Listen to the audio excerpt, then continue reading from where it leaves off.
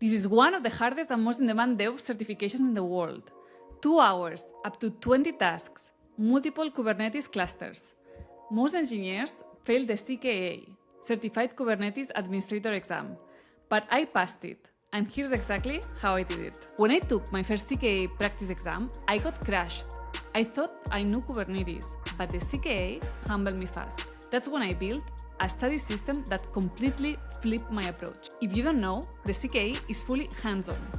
No multiple choice. You are dropped into clusters and told, fix this pod, configure storage, debug networking.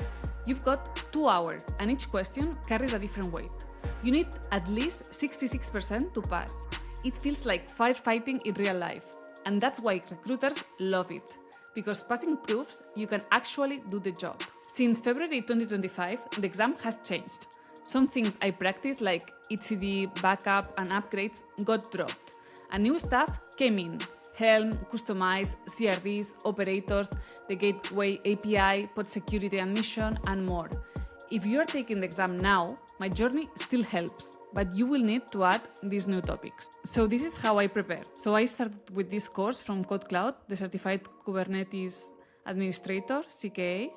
It's a 25-hour-long course, and it covers all the topics from the exam curriculum. Also, this course includes the February 2025 updates, so you are totally covered. And here I recommend you to do the course 2 times or 3 times, as many times as you need.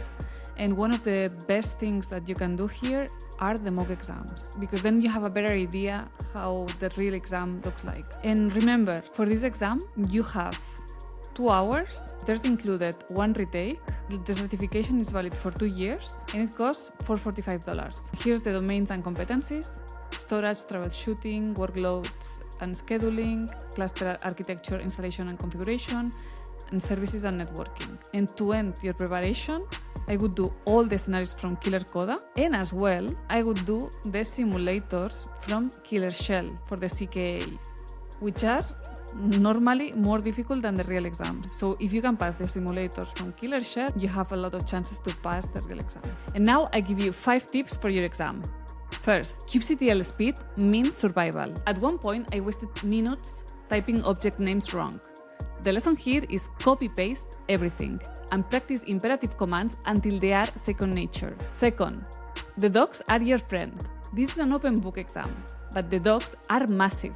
I trained myself to find ingress, storage, or JSON path examples in seconds. That saved me. Third, verify or cry. I once lost a question because I forgot to check if a bot was running. Always kubectl get or kubectl describe before moving on. 4. Troubleshooting is king. 30% of the exam is fixing broken stuff. I practice by breaking my clusters on purpose and then fixing them. 5.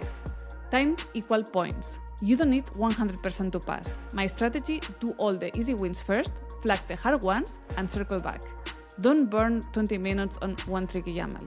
On exam day, I was nervous, but once I got going, the practice kicked in. Context switching was muscle memory, troubleshooting felt like second nature, and verifying my work kept me calm. Passing the CKA felt like unlocking a new level in my career, because this cert is one of the hottest tickets in the tech market now. So if you're taking the CKA today, master kubectl, learn to navigate the docs like GPS, and practice troubleshooting until it feels boring. Add in the new 2025 topics, Helm, customize, CRDs, operators, and you will be ready. Remember, the real win isn't the badge, it's the Kubernetes skills you will carry into every job.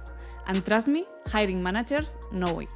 If you have taken the CKA, drop your tips in the comments. Smash like, subscribe, and if you want to learn the tricks on how to master the CKD exam, click next.